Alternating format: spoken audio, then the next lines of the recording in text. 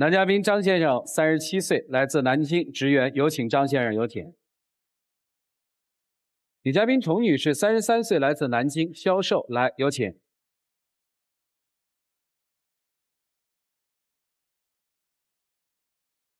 欢迎两位，好啊。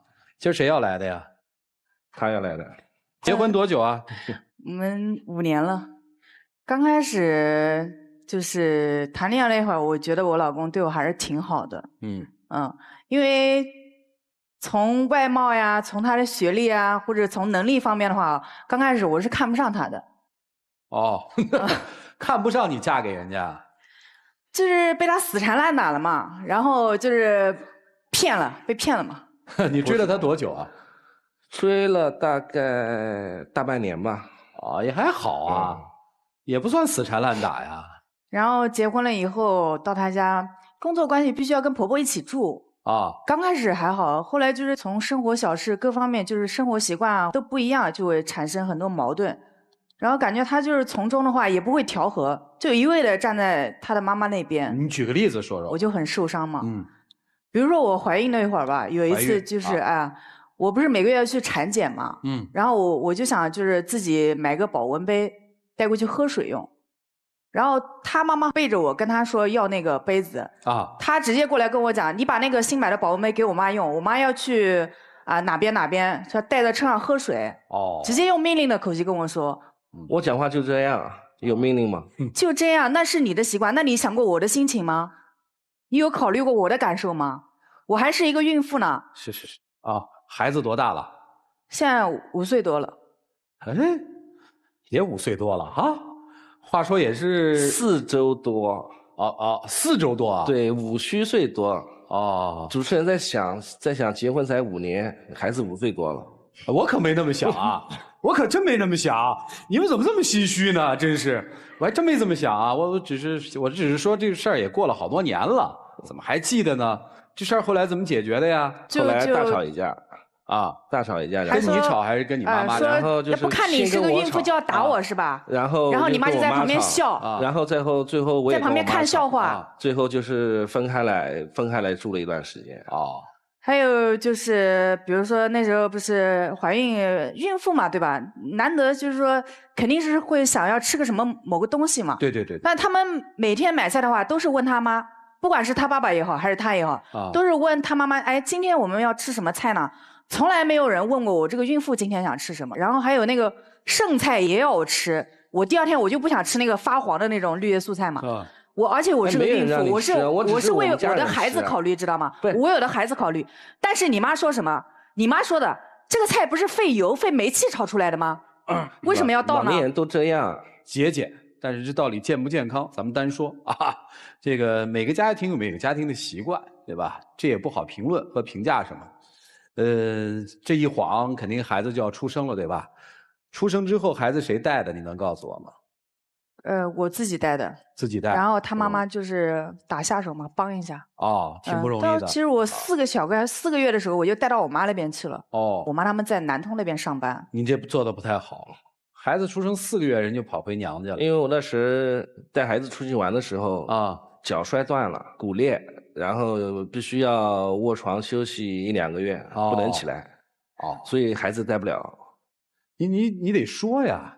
你得说是先生脚摔了呀，你这么一说，感觉是被欺负走了。就是被欺负走的呀。他摔断了以后，他妈都不过来看。然后巧的是什么呢？我在跟我妈去那个菜场，就是当时饿了嘛，买了一块饼，吃了以后上吐下泻，不能动啊，躺在家里面。他回来了以后什么都不问，就直接跟我妈说把孩子抱下来，我到楼下去带他玩一会儿。然后走到3楼就把腿给摔了。那我为什么不问你呢？你为什么不问我？也不知道啊。说婆媳关系吧，我承认我妈的脾气呢是不太好，但是这个媳妇的脾气也不是省油的。我刚开始到你家那会儿，我脾气这样。所以呢，我心里有气。你有气，我等于我躺在床上了，不能动了，什么都你连问都不问我，是吧？这按你说的，大家彼此彼此嘛。彼此什么呀？你腿摔断了，我只要能动一点，我还帮你擦身体，因为你妈都没有过来。我们当时不是那边还有县城还有一套房子吗？我们住在那边的。他腿断了，他妈连过来看他一眼都没有。我撑起来了，我还帮他夏天嘛，我还帮他擦身体。不容易，不容易。然后你就回南通了是吧？后来我就对啊，我妈一个人在这边照顾3个，因为我们家小孩那时候才几个月嘛，等于照顾3个人，实在忙不过来啊。然后我爸那边也需要她过去嘛。后来又回来了是吗？回到南京是跟婆婆一起住呢，还是你们分开跟婆婆分开住了？住了1、2个月，还是到县城来住了，还是会有矛盾。这个是真的是没办法。就又分开了呗。对对。分开之后怎么样啊？你们俩处的怎么样啊？还是有矛盾，就因为这个事还是有矛盾的冲突都是因为他隔3差5就会提我妈啊，就没事的时候我都跟他说了，我们现在分开来住了，咱俩过好不就行了吗？他反正每天都会提一遍你妈你妈你妈，每次都在提，一提矛盾就来了。行，咱把妈这个放在一边，你们俩怎么样？比如说工作吧。啊，工作。我就是说男人嘛，要出去闯一闯，然后多见些世面。做一些对提升自己有能力的那种工作啊。他呢就是比较喜欢安逸一点，我就感觉是混日子，他在那边。我就跟他说了，人的能力有大小，我初中毕业，技校毕业，没他那说的那个出去闯那个，我认为必须要有一定的专业知识，文凭啦这些东西，我就跟他说了，人和人不一样，不能强求。再说我单位现在就是处于那种待岗，每个月拿最低生活标准。然后呢，我自己还在外面送外卖。你一个月收入多少？一个月大概5、6千块钱吧。哦，那还可以。还凑合啊。但是我意思你是做一些能提升自己能力的。他想的事情不要整天就是让我去，因为我哥是做销售，他一直想让我跟我哥去。我说做销售必须要有一个门槛，比如说大学毕业啊、大专毕业啊，人家要面试，我啥都没有，怎么做那种。高大上的职业，我也做不来。我没有让你做高大上的，知道吗？只是提升，比如说销售啊，怎么都有门槛呢？没有啊，没有说要你的学历啊，你也不肯去做啊。你哥让我们说我们2家出钱嘛，比如说开一个什么加盟店啊，什么奶茶呀之类的，他去找兴致勃勃的，好，你哥给你出谋划策了，等于你是听他的话的。我叫你干嘛，你从来不听，你去找了半天的门面，你就不找了，太热了，外面太热了，太不容易了。学驾驶也是他自己拼命要去学的啊，然后半途而废，学了几天就不学了，都是这样。你是不是认为你当时对他的判断是对的，是吧？第一眼就没看上嘛，不是说对吧？现在更看不上了，是吧？可以这么说吧。可以这么说啊。您现在一个月收入多少钱？我一个月5、6千块钱吧，好一点的时候7、8千块钱。就是夫妻俩挣的其实也差不多，是吧？你觉得他努力吗？我觉得他吃苦还是挺能吃苦的，还是能挺勤劳的。这方面我是肯定。他是一个很努力，但是他就是怕，他不敢他不敢尝试新的东西。对，不敢。明白。我再问问啊，这个你当初没看上他，你说从学历到什么都没看上，他是中技校，您是什么学历？大学。本科还是专科？大专，但是本科的话，后来因为我家里面还有一个弟弟，我是考的话还可以再考，但是本科后来我没考。就是您是大专，是这意思吧？对。然后觉得他长得也不好，是吧？反正第一眼没看上。就是后来为什么就嫁给他了呢？我特好奇，就长得也不好，学历也不好，啥也不好，怎么就嫁给他了？当时对我特别好呀，我在南通，他就是也没告诉我，就跑到南通去找我嘛。然后生活方面可能就是比较会做饭啊什么的，照顾人。当时觉得挺会照顾人的。你是从南京去的南通追的他吗？对。那你们俩咋认识的呢？介绍。他老家和我老家是靠着，然后亲戚介绍的。行了，事儿是听得差不多了。你现在觉得很不开心是吧？对，就是生活上面还是矛盾比较多。想过离婚吗？肯定想过。想离吗？为了小孩是不太想离的。别，就说自己啊。不想离，当时结婚谁想离婚呀？我就是现在，现在当时肯定不想离，不想哎。你想怎么着吧？今天来，给一个愿景放在这儿，我们好奔那儿去啊。我就是要看他以后一个态度。啥态度？对我的态度，对这个家的态度，然后工作方面的态度。不是对你要什么样，对家要什么样，对工作要什么样，你把它说出来，提出要求来，挑明了说。对你什么态度？言听计从。不需要，那是，我对的地方你肯定要听我的呀，对吧？你对的听你的，你错的也听你的是吧？错的不需要。啊，哪些是你曾经说过的错的事儿？错就是我有时候脾气还是比较容易发火那种。哦，就是容易发火啊。最近2年啊，以前就发脾气的时候我们可以不搭理是吧？女人需要哄，你知道吗？发脾气之后还要哄，那就是都听你的，都听你的。行，对你要都听你的。第二，对我就是太没耐心了。现在对家庭，你要有一个什么规划？比如说我们近期5年啊，或者是2年怎么样？怎么样？您说。肯定要往高处走。不是这走多高啊？做销售，我觉得能锻炼人的能力那方面。就必须得去做销售才行。有个提高一点就是。行。听懂了，为了家庭你得去做销售，是这意思吧？没了吧？好，行，要求听明白了。来，你有要求吗？我没啥要求。多好的男人，好什么呀？好，对吧？一点都不好，干把人气成这样了。来，我们接下来一起进入新阳美容 APP 丘比特问卷。珊娜老师，你们2个人之间有一个很大的问题，不会好好说话，就尤其女士，就是你总有一种。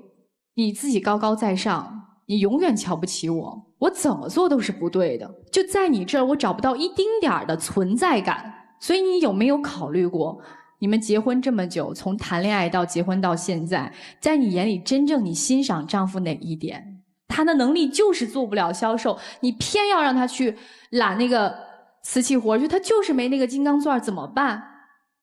你们现在不是日子一样能过得下去吗？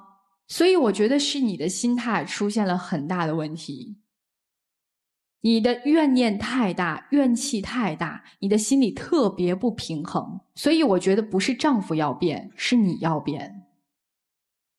首先从你跟丈夫说话的语气沟通开始，如果你只是一味的指责，一味的以居高临下的态度去跟他说话的话，他永远不会用这样好的方式来跟你沟通，你们之间就形成了一个恶性循环，好吧？谢谢2位。好，谢谢沙大老师。来，徐总，我们真的这么不满足于现状吗？我们真的不满足于我的对方的外貌、地位和收入吗？我不满足我的婆婆吗？我们现在为什么这么不知足？来自于你结婚之前与后的这种心理的落差。你以为我结婚之后，我在家庭或整个家族的地位一定是高高在上的？你的婆婆怎么可能对我这样呢？你怎么可能为你的母亲说话呢？你怎么可能不听我的话呢？一切来自于你心理落差的那种不平衡。其实把自己现状、自己的预期和现状做一个对比，做一个很好的一种平衡，你其实是可以放下很多你的怨念的。就比如说，在我们的眼光看来，这老公还是不错的。他可能做的短板就是他不太会处理你和婆婆之间的关系，即使嘴上说我看不起你，我对你这不满意那不满意，但是他都默默承受。为什么呀？因为他爱你呀。你这么看不起他，你也没有离开，为什么呀？因为你对他也是有感情的。既然2个相爱的人有感情，何必这么过日子，浪费这个时间呢？不要去要那些虚无缥缈的东西，也不要听周围的人怎么样，应该让你的老公去做销售，他适合吗？反正这一点我倒很认可你的老公啊，脚踏实地，他自己知道自己能得到什么。送外卖很辛苦的，这么黑黝黝的皮肤一定是晒出来的吧？换回了一个月5、6千的，不比你少多少啊！不要过高的高估自己，也不要过低的低估对方，这样日子踏踏实实的过，还是可以过好的。就这样。好，谢谢曲总。来，白老师。晚上好。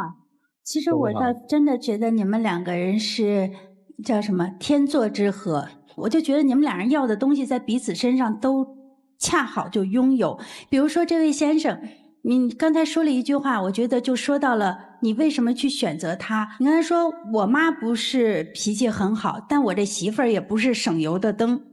就是你媳妇儿跟你妈妈其实是属于一种类型的女人，都是属于争强好胜、风风火火的，控制欲挺强的。你最熟悉的就是妈妈那样类型的女人，然后你就找了这样的一个女人去做你的妻子，所以她是最适合你的。你还别嫌人家脾气不好，脾气好的还真不一定能过成好样子。然后我觉得这个妹妹也是，她其实也是你最合适的也是你最想要的。你刚才有一句话，就是赵传老师在问你是什么学历的时候，然后是大本还是专科，然后这个时候你特别详细的去解释了一下，我虽然是专科，但是我是因为我弟弟的原因，所以导致我能考本科，但是我没考，就放弃了。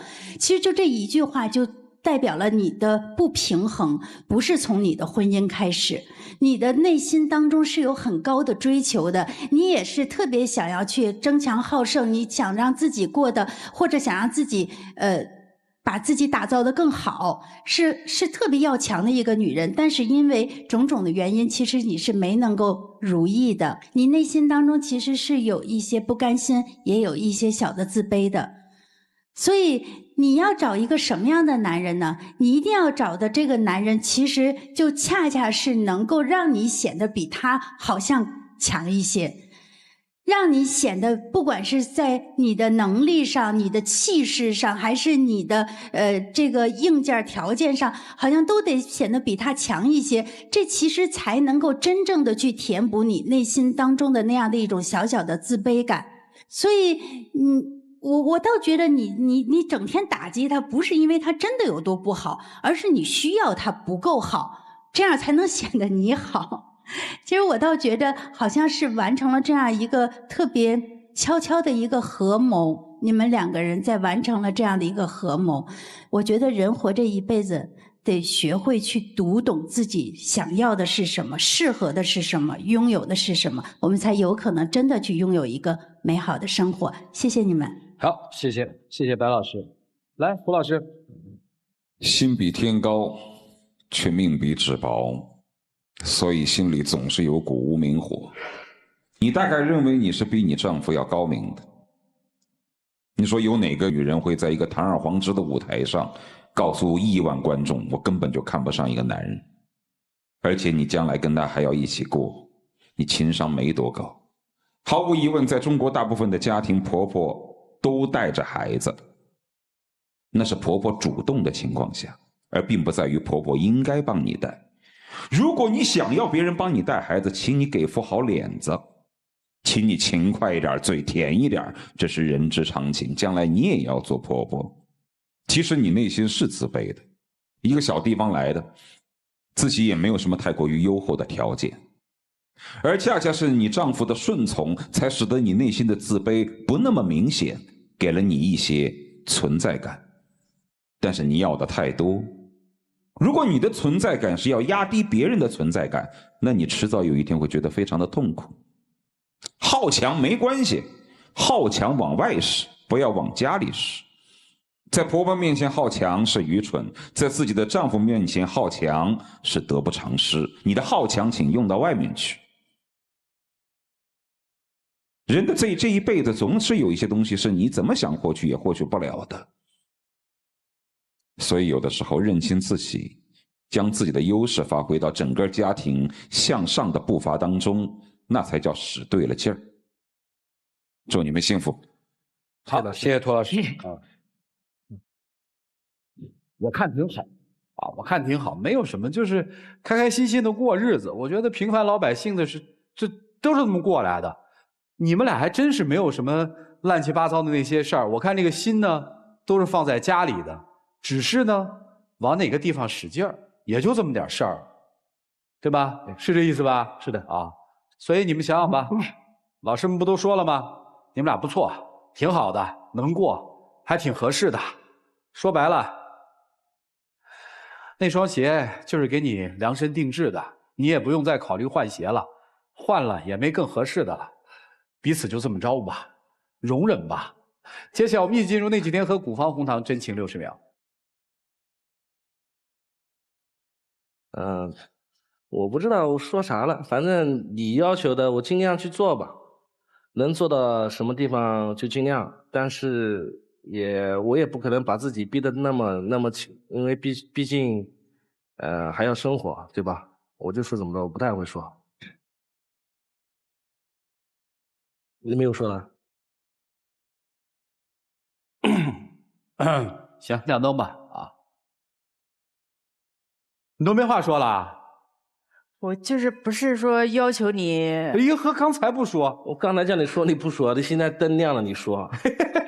哎，你这很不好，你知道吧？4位老师都那什么他，你这会儿应该安抚一下啊！谢谢2位，请回，请回，请回，请回吧。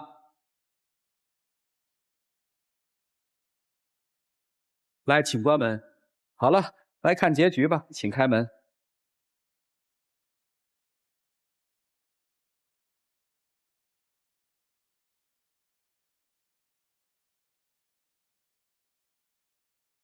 就在一起，谁让我们相遇？以后的日子，我们一起相依。我会宠着你，我会纵容你，谁要欺负你，我。